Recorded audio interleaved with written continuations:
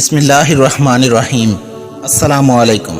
جناب امیر علیہ السلام کی خدمت میں ایک شخص آیا اور دست ادب کو جوڑ کے عرض کرنے لگا، یا علی، وہ کون سے انسان ہیں جن پر لعنت برستی ہے، اور وہ کون سے انسان ہیں جن پر رحمت برستی ہے؟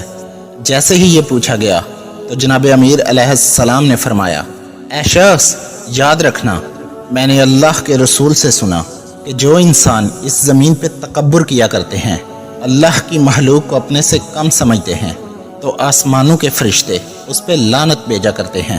تو اس شخص نے پوچھا، یا علی، مجھے کیسے معلوم ہو کہ کس انسان پہ لعنت برس رہی ہے اور کس انسان پہ نہیں؟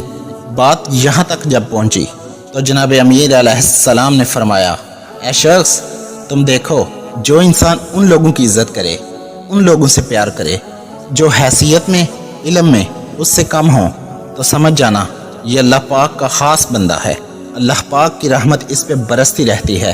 لیکن جو انسان صرف ان کی عزت کرتا ہو جو علم میں، حیثیت میں، مرتبے میں اس سے زیادہ ہیں، اور ان کی عزت نہ کرتا ہو جو علم، دولت اور حیثیت میں اس سے کم ہیں، تو سمجھ جانا اس پہ اللہ کی لعنت برستی ہے۔